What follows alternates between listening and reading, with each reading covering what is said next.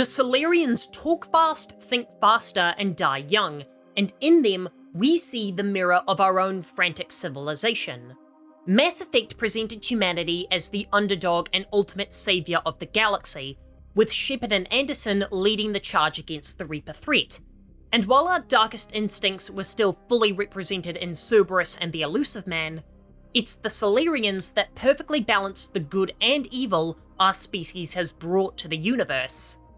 We as humans have come further in the last 200 years than in the last 200,000.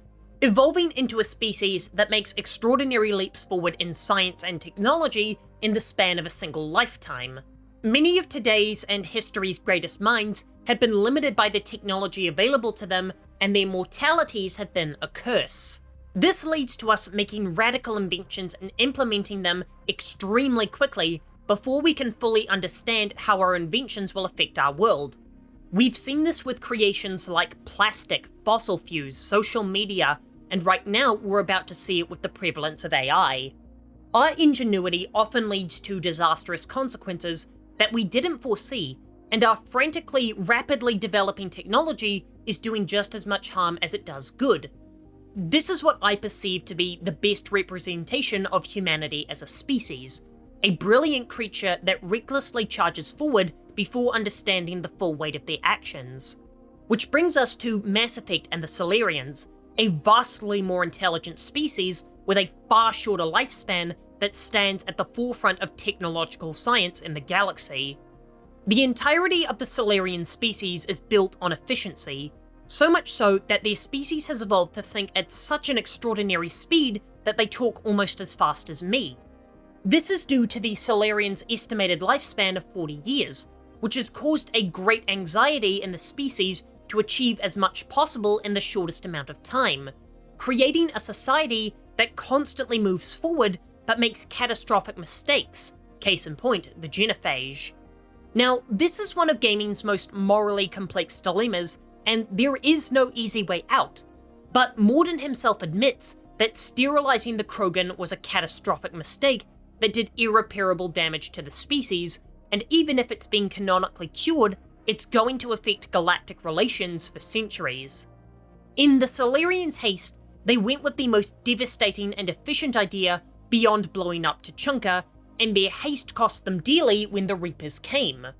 Perhaps if the Salarians had meditated for longer on the issue, they could have solved the problem more elegantly. For example, if they had the ability to modify Krogan DNA to make them sterile, surely they could have found a way to reduce their aggressiveness, although that is eugenics, which isn't any better than sterilization. But the point is, the creator of the genophage deeply regretted his invention, just as Oppenheimer and Toby Fox did.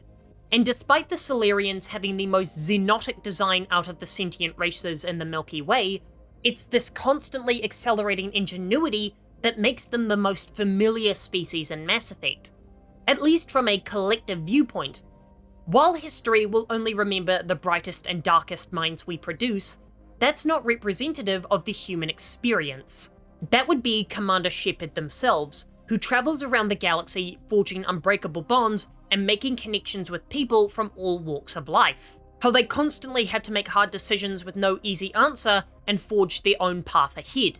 How they're an underdog that their superiors don't respect and constantly proves their worth and that they have a place in the universe. The Salarians might reflect the most important humans that we as a species have to offer, but they're certainly not who we as players are, as empathetic and social creatures that are defined not by our achievements, but our connections to each other. For more Mass Effect essays, here's one about how the Asari might be quietly taking over the galaxy, and I'll be back in 2 days.